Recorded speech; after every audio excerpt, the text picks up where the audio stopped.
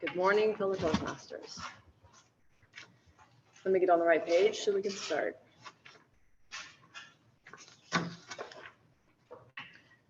Las Vegas is called the city of sin, but for me, I used to call it home. I grew up in this eccentric city and had the privilege to learn a lot of lessons on what not to do in life. When I was 22 years old and enjoying the city life, I met a man while working as a club tour guide. The next thing I knew, I was calling São Paulo, Brazil, my new home. I was like a fish out of water and was in way over my head. Everything was foreign, the language, the culture, the clothes, the food, everything was different. And initially, this was a huge challenge for me. 1 month after moving to Brazil, my then boyfriend took a job in the iconic city of Rio de Janeiro to allow us to be less isolated. Prior to that, we were living in a mountain suburb of São Paulo where we were just surrounded by trees and monkeys and toucans. I was all alone. So I was so thankful he did that. Rio is where I would have the opportunity to adapt in an extremely uncomfortable environment. Rio was now the place I called home. It would also be the place where most of my embarrassing mistakes in Portuguese would occur, in learning Portuguese would occur. To give you an example of what that would look like, I'll share a quick story with you.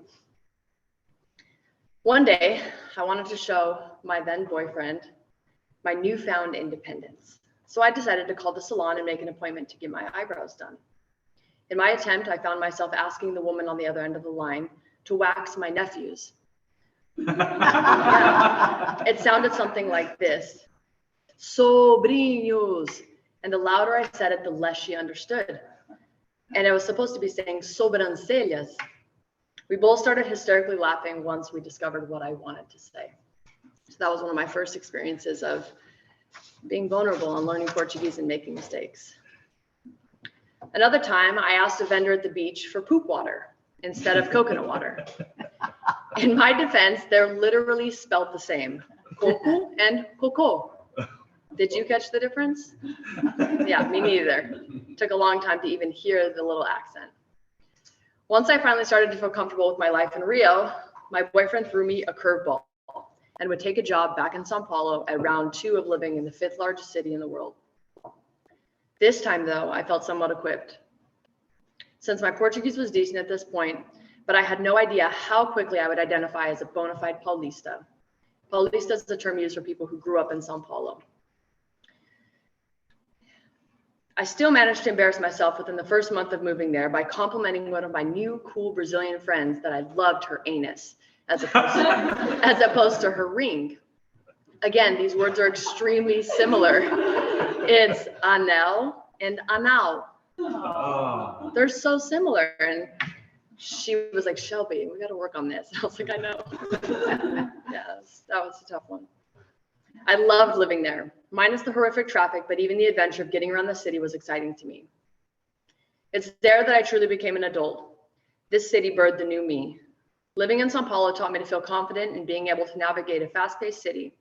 I was surrounded with ambition and interesting people, and I got to know who I was and dedicated a large portion of my time learning pottery from a distinguished Japanese ceramic master, which I'll save that story for another time. I learned to dress appropriately for the occasion with examples from the numerous upscale women who roamed the streets in their blazers, pumps, and designer bags. Little did I know my beloved city would be a memory of the past as soon as 2020 hit. Once again, I had to adapt.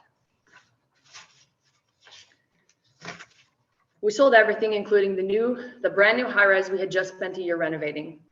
We packed up our necessary items like our 3-year-old little girl and a brand new pregnant Shelby and bought a one-way ticket back to Las Vegas, Nevada. I found myself back at square one in Las Vegas, but 8 years had passed and I was a different person. The adjustment was bittersweet. I was so happy to be around family and in a familiar environment, but I had missed the life we had built in Brazil. We welcomed our second baby at the beginning of 2021, which had its fair share of internal adjustments to be made, now being a mother of 2 and back starting over in the United States. We decided to look for a spot between Las Vegas and Brazil, and after a long road trip and much consideration, we decided on Jacksonville, Florida. Neither of us knew anyone, but we felt that it was the right place for us. We took a leap of faith and packed up 12 duffel bags, stuffed it into an SUV, and sent it over on the semi.